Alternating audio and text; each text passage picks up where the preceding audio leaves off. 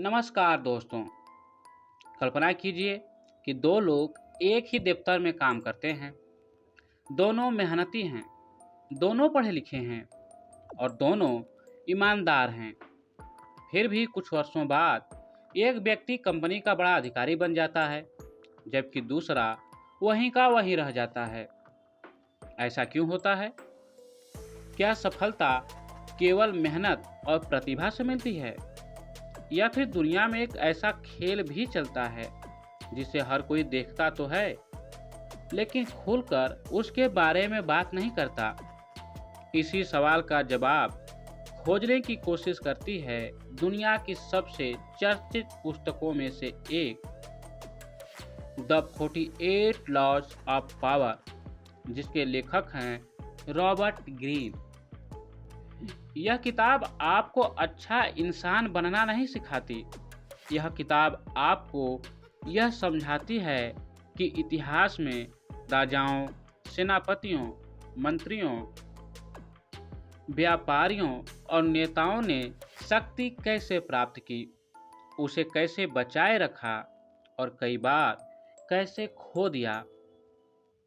कुछ लोग इस किताब को प्रतिभाशाली मानते हैं तो कुछ लोग इसे विवादास्पद कहते हैं, लेकिन एक बात लगभग सभी मानते हैं, यह किताब मानव स्वभाव को बहुत गहराई से समझने की कोशिश करती है। एक महत्वपूर्ण बात पहले ही स्पष्ट कर दूं, इस वीडियो का उद्देश्य किसी को छल, कपट या अनैतिक व्यवहार सिखाना नहीं है। इन नियमों को समझने का सबसे अच्छा तरीका यह है कि आप इन्हें मानव व्यवहार को पहचानने के लिए पढ़ें। जब आप समझ जाते हैं कि लोग शक्ति के लिए कैसे सोचते और व्यवहार करते हैं, तो आप स्वयं भी बेहतर निर्णय ले पाते हैं और दूसरों की चालों को आसानी से पहचान सकते हैं। तो आइए शुरू करते हैं द 48 रूल्स ऑफ पावर के पहले 24 नियम। अपने वरिष्ठ से अधिक चमकने की कोशिश मत करो। इस नियम का अर्थ यह नहीं कि आप अपनी प्रतिभा छिपा लें। इसका अर्थ केवल इतना है कि यदि आप किसी ऐसे व्यक्ति के अधीन काम कर रहे हैं जिसके पास आपसे अधिक अधिकार है, तो उसके अहंकार का भी ध्यान रखें। बहुत से लोग सोचते हैं कि यदि वे हर समय अपनी बुद्धिमानी दिखाएंगे तो सब प्रभावित हो जाएंगे, लेकिन वास्तविक जीवन में कई बार इसका उल्टा होता है। यदि आपका बॉस या वरिष्ठ व्यक्ति यह महसूस करने लगे कि आप उससे अधिक लोकप्रिय या अधिक योग्य दिखाई दे रहे हैं, तो उसके मन में असुरक्षा पैदा हो सकती है। एक बुद्धिमान व्यक्ति अपनी योग्यता दिखाता है, लेकिन सामने वाले का सम्मान भी बनाए रखता है। याद रखिए, प्रतिभा आपको आगे ले जाती है, लेकिन व्यवहार आपको वहां टिकाए रखता है। शक्ति का दूसरा नियम कहता है, दोस्तों पर आंख मूंद कर भरोसा मत करो, दुश्मनों का भी सही उपयोग करना सीखो। यह नियम पहली नज़र में अजीब लगता है, लेकिन लेखक का तर्क है कि दोस्त हमेशा निष्पक्ष नहीं होते। दोस्तों में भावनाएं होती हैं, ईर्ष्याएं भी हो सकती हैं, अपेक्षाएं भी होती हैं। दूसरी ओर, यदि कोई पुराना विरोधी आपके साथ काम करने लगे, तो वह अक्सर अपनी विश्वसनीयता साबित करने की पूरी कोशिश करता है। इतिहास में कई राजाओं ने अपने पुराने विरोधियों को मंत्री बनाया और वे अत्यंत वफादार निकले। इसका अर्थ यह नहीं कि हर दुश्मन पर भरोसा कर लिया जाए। सीख केवल इतनी है कि लोगों का मूल्यांकन उनके वर्तमान व्यवहार से करें, केवल पुराने रिश्तों से नहीं।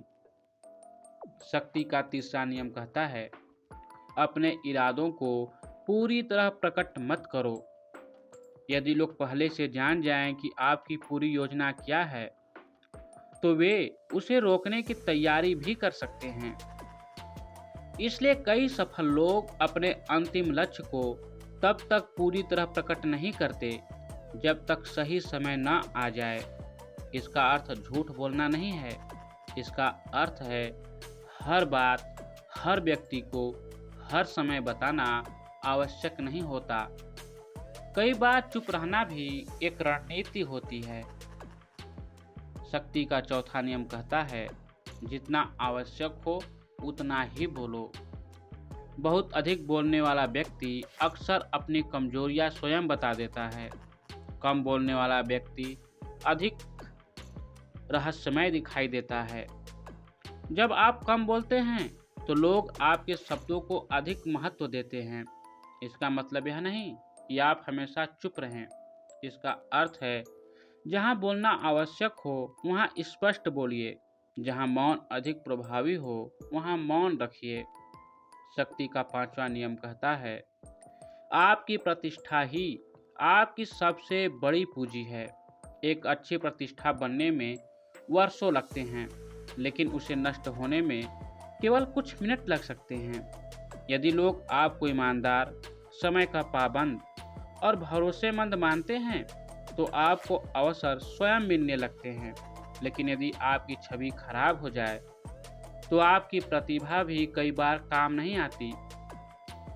इसलिए अपनी प्रतिष्ठा की रक्षा उसी प्रकार कीजिए जैसे कोई व्यक्ति अपने सबसे मूल्यवान धन की रक्षा करता है।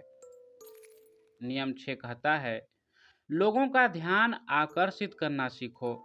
दुनिया अक्सर उसी व्यक्ति को याद रखती है जो दिखाई देता है। यदि आपका काम अच्छा है लेकिन किसी को उसके बारे में पता ही नहीं है तो उसका लाभ सीमित रह जाएगा। इसका अर्थ दिखावा करना नहीं है। इसका अर्थ है अपने काम को सही मंच तक पहुंचाना। अपनी उपलब्धियों को विनम्रता के साथ लोगों तक पहुंचाना।